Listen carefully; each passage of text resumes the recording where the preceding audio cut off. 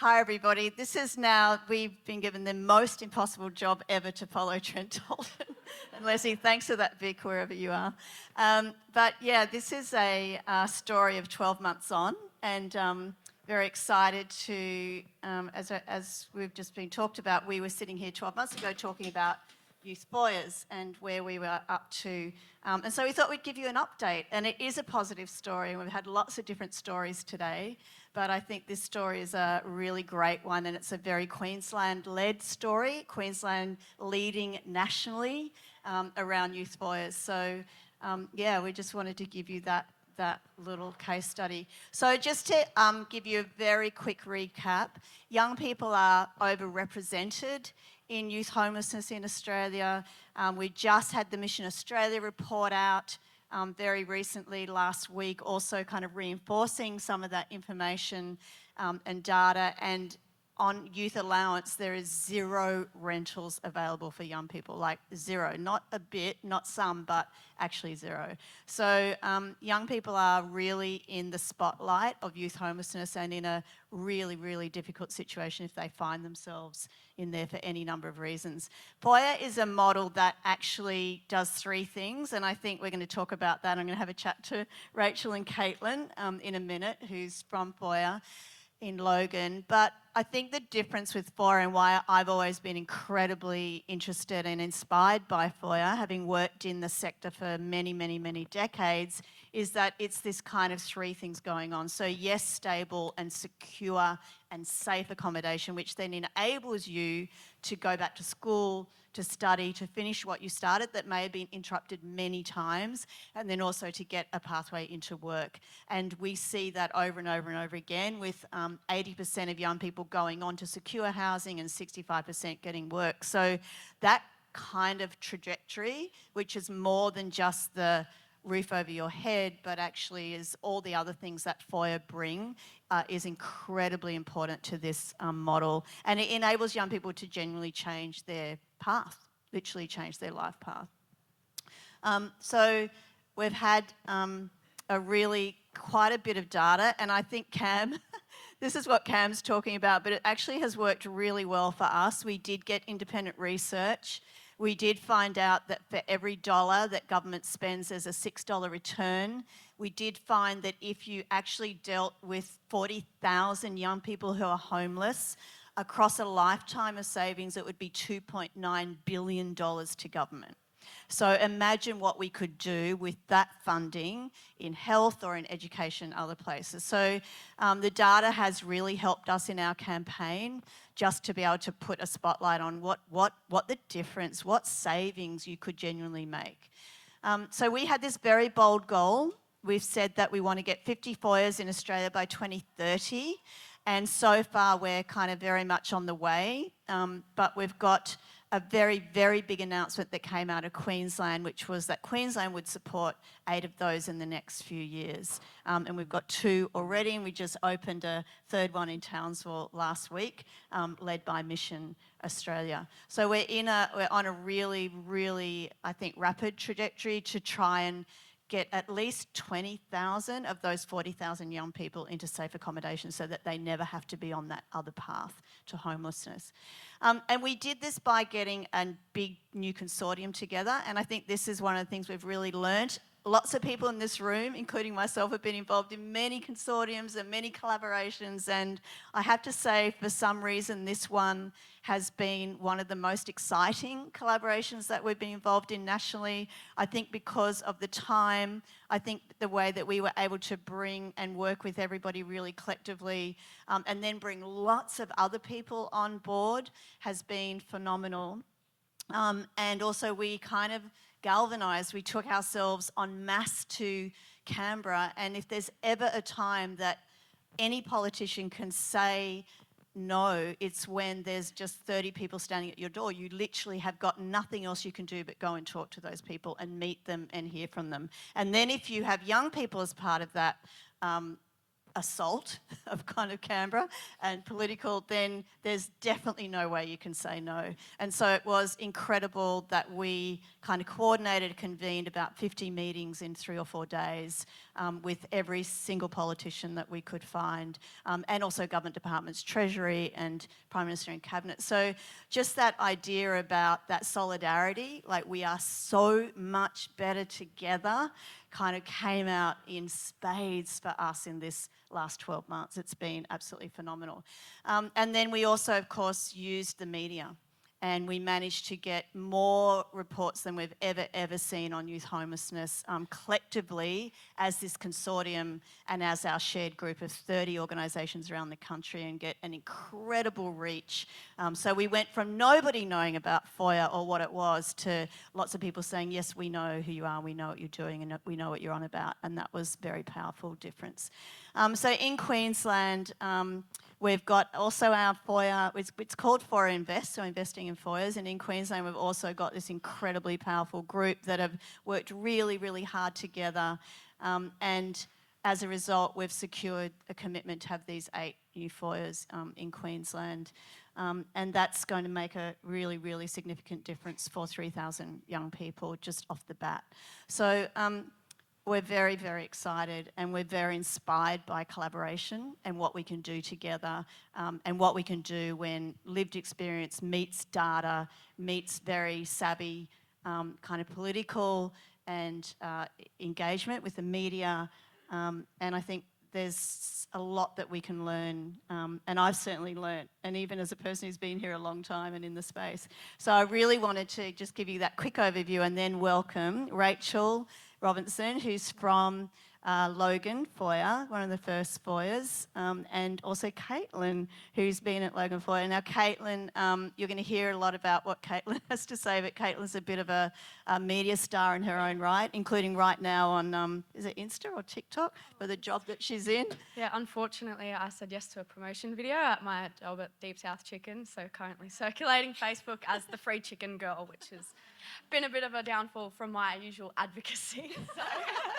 But hey, I'll take it. The free chicken girl. Well, I mean, we were saying, would she get 20,000 views from being here? She's had 20,000 views already this morning for the free chicken deal at Logan. So there are many ways to advocate and to show up. So I thought that I would start with you, Rachel, if that's okay. And just, I've given, a really, really fast overview of Foyers and what we're doing, but maybe you can tell us a little bit more about how Foyers are different, and about the Logan story a little bit too. Yeah, sure. So I've been at Logan Youth Foyer now. I'm in my 10th year there, and what I've really seen over that time is just the holistic approach that Foyers take to moving young people from surviving to thriving. Foyers work with young people across all aspects of their life, looking at their assets, skills and talents, how the Foyer can actually invest in those assets, skills and talents as well, to move young people away from that service dependency and away from cycling through those different systems or through those different housing and homelessness programs, to breaking that cycle and giving them the connections that they need. So one of the things that I think Selena mentioned earlier and other people have touched on today is that the importance of connection. So Foyers really seek to connect young people with opportunities outside of the Foyer, so that when they move through, because Foyers are only transitional in nature, when they move through, they're connected to community and they've built relationships like an address book, as we call it, so that they can actually sustain themselves and become independent. And as we've seen in that report and some of those statistics that Jan shared, it has that impact. Caitlin, how did you come to be at Foyer, and what's it been like for you, to the extent that you obviously want to share with everyone? So for me personally, I'm actually from the Sunshine Coast. I grew up in Gympie, which was mentioned earlier. Highlight Gympie. But for me, in Gympie, there weren't as many services and there wasn't much. And my first ever experience with a service, I suffered through drug addiction for most of my life. And the first service I ever went to pretty much told me, your life is screwed because you're on drugs. And that's why I love earlier how it was brought up that it's not, sometimes, yes, drug addiction and alcohol can keep you in homelessness, but what's actually the root issue? Why did I get on it in the first place? Why was I in the position I was in? But, you know, the service I'd first gone to kind of just saw that as the main problem and wanted to fix that, which turned me away for quite a few years. And so I decided I stayed out of system. And like a lot of young girls who are in the position of mine, I decided to try and find love for housing. And I would go with any man that I could just so I could have a house. I just wanted to feel loved. I wanted to feel secure. And obviously that doesn't work, especially in the position I was in. I was going for older men. I was insecure in myself. I didn't know who I was. I didn't have love from my family or anything. So trying to seek that in anywhere I could just led me to more dangerous situations. And it kind of just led me floating around for a few years, which led me to Brisbane as well. I followed a man down to Brisbane who actually just up and left me one day, and it left me homeless and addicted to drugs in city. And I kind of stumbled around for about 2 months, not really knowing what to do, making friends with other homeless people, and it's like a weird time because I say to people as well, being with drugs, I don't remember a lot. Like if you ask me how I got here today, I don't really know. Like there's so many gaps missing. But I was fortunate enough I actually went up to housing and they tried to help me without realizing I was actually under 18 at the time. I was only 16. So they were kind of like, well, we can't help you. You're not 18. We can't get you in any homeless shelters. You'll have to go to a youth service. And I was like, I don't know any youth services. So I ended up stumbling across Brisbane Youth Service, and that's who got me off the street, and I will owe every single part of my recovery to Brisbane Youth Service, because I remember walking in there that day, and pardon my language for this one, but the worker looked at me, and it was the first time I'd been spoken to like a human, and he's like, so shit's fucked. And I'm like, yes, thank you for saying it right, like not a terminology where it's like, oh, that's how it was, and then they helped me forward, and it was about 2 weeks before I was put up in a motel, and then I was on my way to the crisis accommodation in Ipswich, where I stayed for about 8 to 9 months. It got me back on my feet. But, you know, then you reach a time in the housing crisis where I couldn't go anywhere else because no one else wanted to rent to me. I didn't have a rental history. I just got all my IDs back and everything like that. You can't get rentals on Centrelink, especially being so young. Like, I don't know, I think I might have been getting $600 a fortnight, and can you tell me anywhere I could have rented for that much and also supported every other aspect of my life? Like, it's just not happening. And then one day one of my workers had found out about a foyer. I had applied for the Gold Coast one. I didn't get in. And I didn't even know what a foyer was. And then they had gotten a call back and they're like, Logan Foyer has accepted you. And for that time, I was pretty distant because I'd gone through something, so the workers had done a lot of the referral and that for me, but Logan Youth Foyer were like the most understanding, and then within the month I was invited down to move into my very own apartment, which pretty much set me up and changed my life forever. If you saw a picture of me a year ago or wanted to talk to me a year ago, I don't even recognise myself these days, and I owe that to the Foyer, the Brisbane Youth Service, and every other service and person that has believed in me and helped me through that time. Amazing, amazing. Thank you. Thank you, Kat. That's amazing. So tell us about the last 12 months. For me, like the last 12 months, I feel like has been the first time in my life where I get to sat down and I was able to actually as well just process everything, because coming off the streets, a lot of people forget you can't just come off the streets after a few years and go, oh, I'm going to get on with my life. There is so much processing, there's trauma, there's, you have to find yourself again. I didn't know who I was, and only a year later, I still don't know who I am. I'm still figuring that out, but with all these amazing people that have actually been able to help me, and they said to me, it's okay, take your time. Like, I was in survival mode. I was still, the hardest part was I didn't know what to do with my days because there was nothing to do. I was able to relax. I could sit in a bed, and I'd never had that. And so just being able to be at Foyer, and it wasn't you have to get a job, you have to do this. It was, hey, you're in your own time, we're giving you this opportunity, and if you want to take the opportunity, you take that and you thrive. And I'm very big as well on the fact you can lead a horse to water, but you can't make it drink. So with young people, you're going to want to make that change. Like, you have to want to make it before being put in a service. They can't make you change. And I feel like with Foyer, it's all about them giving us that opportunity, but us as young people to actually take that and go, I want to change my life. That's great. And so when you're Foyer in Logan is a 40-bed Yes. individual units, which is amazing. It's a beautiful location. What's it like there day to day? Like, what happens? I feel like, day to day, the thing I love about it, also coming from crisis accommodation, is the fact that it feels like a normal community neighbourhood. It doesn't feel like a service, you know, like from the street you don't look in and it's not like, oh, there's the youth service that everyone, like it's just so blended in, it's beautiful.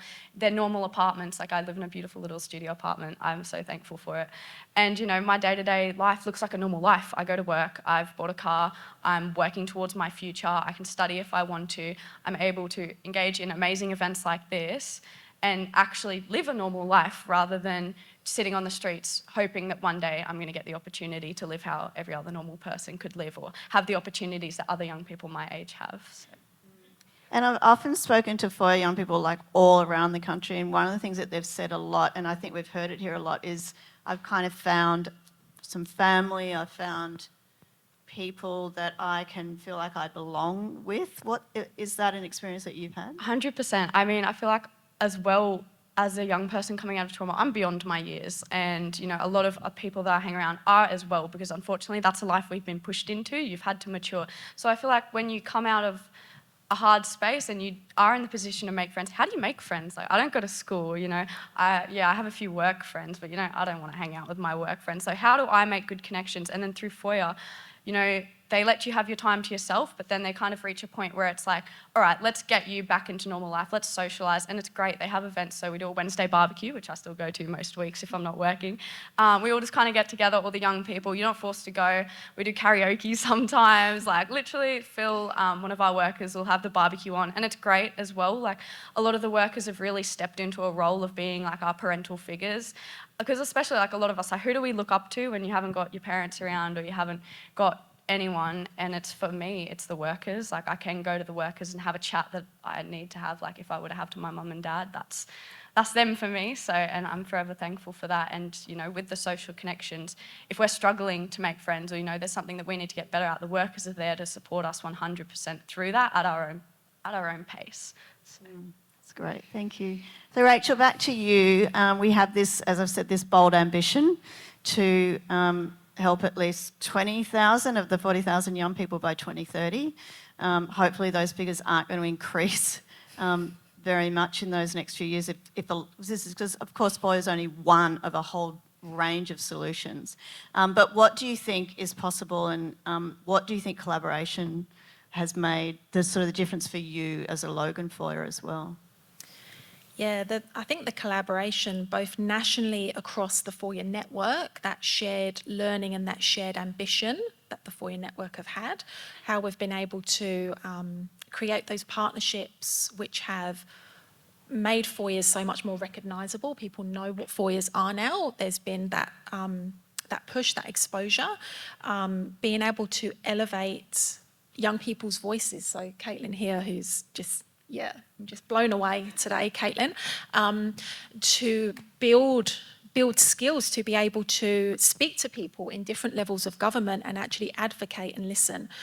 So in Queensland, and Caitlin and other young people at Logan Foyer and other youth foyers were really involved in this, was this collective advocacy effort. So the Queensland FoyerInvest consortium being able to join together as a group of organisations and actually say, look, we can see that this works for young people who are ready to take up the Foyer offer, because as you said, it's one of a spectrum of housing services, and it's not for everybody, but for those who are ready, and like Caitlin highlighted, actually want to take the opportunity and make a change, it can be that starting point for something incredible. And we see that in the outcomes, in the statistics from the Under One Roof report as well, what a difference it can make. So by joining together and actually saying, hey, here's this report, we've got the evidence, we've got the impact data, and it makes an economic difference to government as well, and young people saying, this is my story and this is what works, we've been able to get this incredible outcome in Queensland of an additional 8 youth foyers being funded, which was just, yeah, we were so excited. Amazing, honestly. So I think, and for Caitlin to see, and other young people who have been involved in that campaign to see, government are listening, people are listening, and our voices matter and it counts. And I think being able to, because Foyers focus heavily on young people's leadership opportunities, and we use a coaching approach as opposed to a traditional case management approach, coaching them through give this a try. It might seem scary, like sitting up here. It's scary, very scary for me as well. But let's give it a go. Let's take that positive risk and let's see where that can get us as a collective group, as a consortium. And for us, it's made an incredible difference, particularly in Queensland. Great, thank you. I mean, the whole bunch of young people did go to Townsville, I saw, which was great. So there's something about this, Caitlin, this advocacy. So Caitlin wrote to the Treasurer. That letter was published in the Courier Mail. And I think that was incredible because you had to share, your own personal experience. A lot of young people did in order to get that message across, which is very courageous and also puts you in a very vulnerable situation in ways and at times. So what has that been like, and what's it meant for you to be involved at that sort of right at the front of this kind of collaboration? Honestly, it's been pretty scary because I am pretty vulnerable, and I feel like it's taken me, never in my life did I ever think I was going to advocate. I always knew I was going to, hope I was going to get better one day, but I didn't think that I was going to be vulnerable to the point where I could stand in front of a crowd and go, I was a drug addict, I was homeless, I suffered abuse, and not feel judged at all. And I feel like for me, the advocacy has been part of my own healing journey because I feel seen, I feel heard, I feel appreciated. It's not, I'm not being ridiculed for being who I am. It's, hey, what you're saying is really helping. And as well, with today, the lived experience stories. I'm so sorry, I forgot your name, but you are a beautiful woman. Your story, Chloe, made me almost cry because for the last year, I didn't really know lived experience was even a thing. I've gone through services and I've always said to everyone, I'm over a clinician looking at me going, you've had this problem, but why can't you understand what I've gone through? And then I actually hooked up with a lived experience worker through Ladders, and it changed my whole perspective. I was being able to talk to someone that understands not only, through a educational level of what you've gone through, but because they've been there themselves, can make all the difference. And not just to myself, but to other young people that I've spoken to, that lived experience can make that change because, if we're not talking about the lived experience and we're not talking about our experiences, how do people know? How do people know how to help us or what to do or what we're going through if we're not sharing that? And so for me, just becoming vulnerable means that maybe I have the chance to help someone else that's in my position or someone that was in the position I'm in, or, I just feel like sharing a story can actually help someone, and as well as helping my own confidence and my healing at the same time. Amazing, thank you.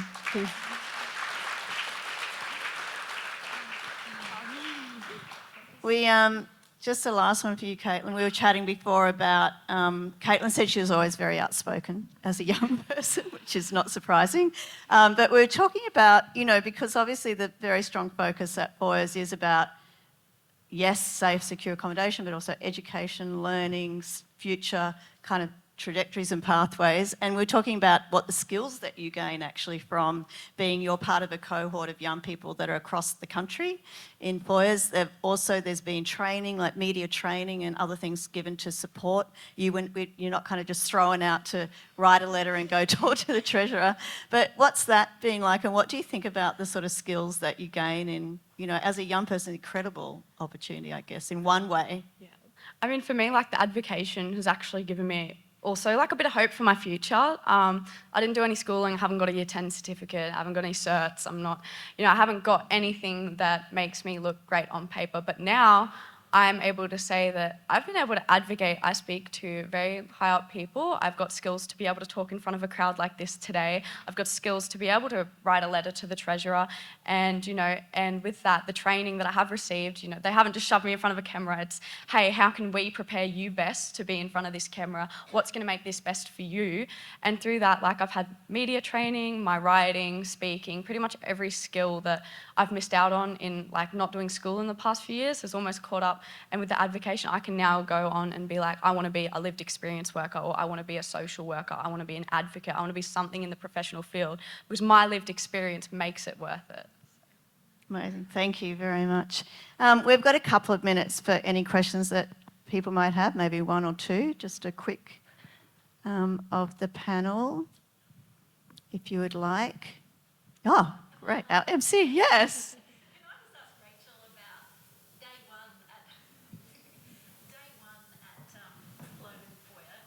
Talk us through what you do and how you introduce people perhaps in those first early times? So when young people move in? Yes. Yeah, so what we try and do when young people move in, if there's more than one moving in at one time, when the tenancy manager comes to sign them up, we do it as a group. So they're already meeting young people who are moving in at the same time, and forming those connections and feeling like, oh, I'm not the only one. There's other people here who are a bit worried as well. We have welcome buddies. So young people who are already living at the foyer, first of all, when young people are applying and they come for what we call a group information session, we have a young person already living at Foyer coming and speaking to them about, hey, this is what all the workers are saying, and yeah, that's all very well. But as a young person living here, this is actually what it's like, and this is what we really think that you'll benefit from knowing.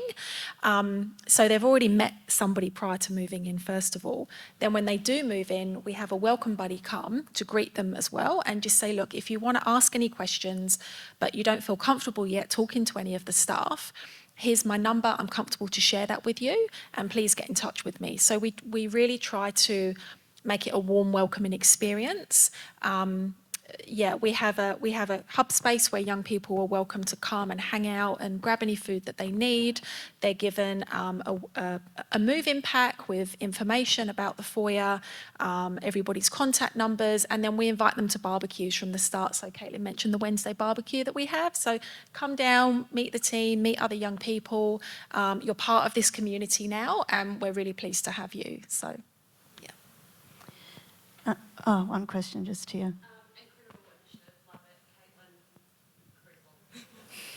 Two teenage daughters, and I don't think either of them would be able to get up there.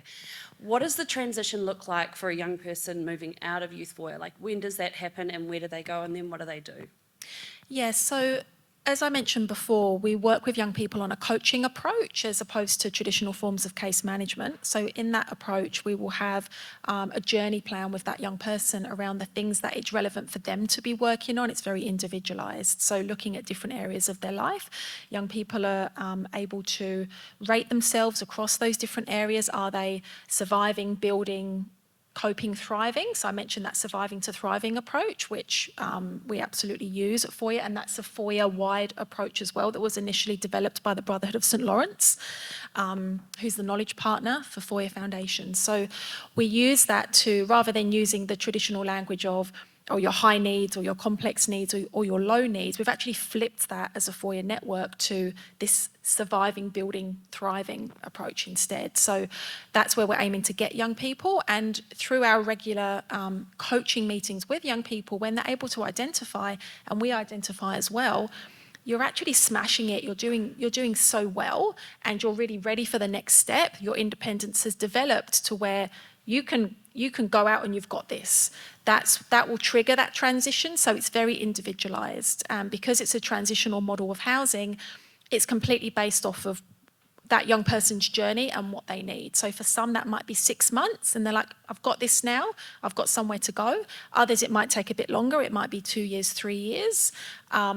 But we work with them on what that looks like. And the outcomes for where young people go to, again, it depends on their circumstances. So some will actually repair those family relationships and move back in with family. We've had that for a few young people recently, where they've felt like they're able to sustain that family environment, and things have changed there.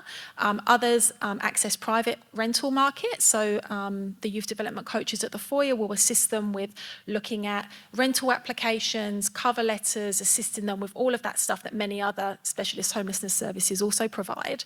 And working with young people at the Foyer as well around if they've made connections and made friendships at the Foyer, well, have you guys considered renting somewhere together? Can we move you out together? Looking at affordability.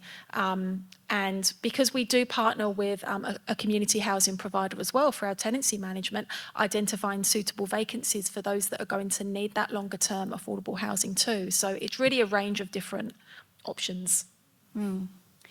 I want to thank, first of all the partners, and there's a lot of them in the room, that have been working with FoyerInvest over the last 12 months. It's been a magnificent outcome, particularly in Queensland, and cheers to Queensland for getting up the first really significant government commitment for Foyers. and we hope that we're going to keep that going around the whole of Australia. We want to get that 50 foyers by 2030, and I think we will.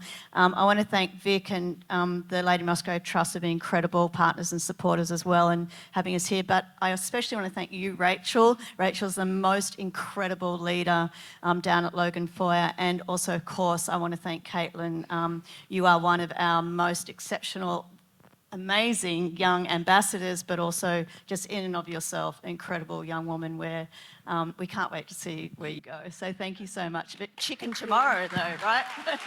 Thanks everybody. Thank you.